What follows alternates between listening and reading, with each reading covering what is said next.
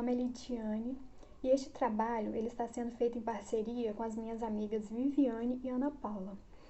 Nós somos alunas do 7º período do curso de Licenciatura em Pedagogia. Diante dessa situação atual em que estamos vivendo, foi sugerido no nosso estágio que fizéssemos um projeto com o tema Vida e Saúde nas Escolas Públicas no pós-Covid-19. O objetivo é pensar na organização escolar nesse pós-Covid, ou seja, como será a volta desse aluno à escola.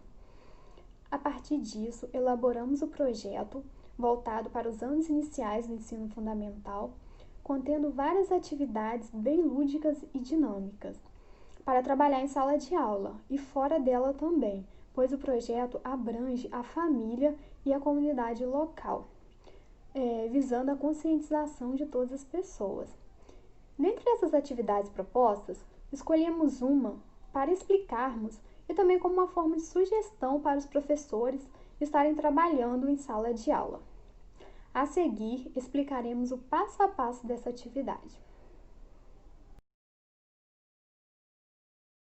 Olá, eu me chamo Viviane e estou aqui hoje para explicar uma atividade que foi proposta no projeto do pós-Covid.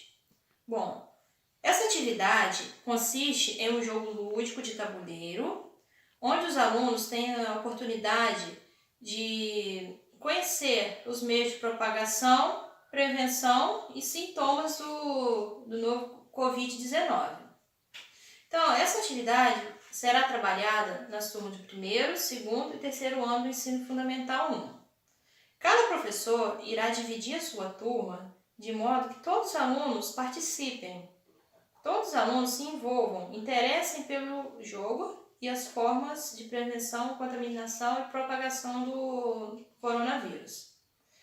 Então, esse jogo consiste em lançar o dado e, de acordo com o número obtido, o aluno andará com o seu peão. Poderá ser qualquer pecinha que o professor conseguir. Lembrando que durante o percurso do jogo, ele encontrará alguns obstáculos, como por exemplo, lavou as mãos, avance 2 casas. Vovó saiu de casa, volte 5 casas. Vírus Covid-19, vá para a quarentena. Terá que voltar cá do início. Calçados fora de casa, avance 2 casas. Todos em casa, avance 2 casas. Você comprou mais do que precisava? Volte 5 casas. Ambiente ventilado, avance 2 casas. Usou lenço descartável ao espirrar? Avance 2 casas. Compartilhou o mesmo copo de bebidas? Volte 5 casas. Vovô saiu de casa? Volte 5 casas. Todos em casa, avance 2 casas.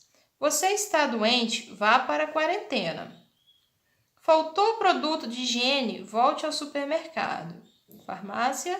Tossi sem cobrir a boca? Volte 5 casas. Usou álcool em gel? Avance 2 casas. Não acumular medicamentos sem necessidade? Acumulou? Volte 5 casas. Vovô tomou a vacina? Avance 2 casas.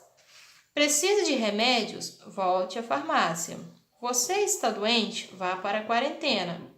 Devemos evitar aglomeração? Volte 5 casas. Hospital. Vírus Covid-19, vá para a quarentena. Dificuldade em respirar? Vá para o hospital. Você não deve cumprimentar com as mãos? Volte 5 casas. Então, esse jogo consiste em mostrar isso aos alunos. Lembrando que esses obstáculos, quando tiver a opção avance 2 casas, significa que é uma atitude correta que estamos tendo para evitar o novo coronavírus. Por isso que devemos avançar, continuar com essas atitudes. Caso contrário, quando tem a opção de voltar 5 casas, significa que é uma atitude que não está correta, que fizemos e corremos risco de ser contaminado. E vence o jogo aquele que chegar ao fim, ultrapassando todos os obstáculos. Então, os professores, ao introduzir esse jogo em sala de aula, ele deverá fazer esse intermédio Ele deverá explicar aos alunos o motivo de parar e de avançar, mostrando esses meios para continuar evitando o novo coronavírus. Essa atividade foi retirada do site do g1.com. Tchauzinho.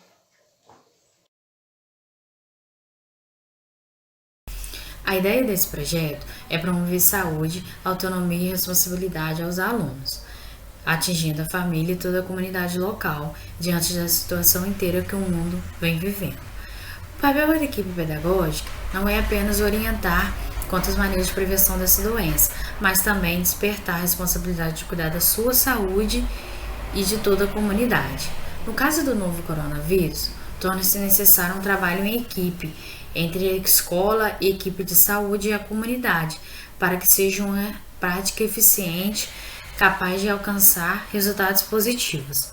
Considera-se, portanto, um trabalho contínuo de ambiente escolar, mesmo após a culminância das atividades propostas no projeto, pois as mudanças de comportamento são necessárias, mesmo que ao longo do prazo, na qual, além de mudar atividades, novos hábitos devem ser estabelecidos.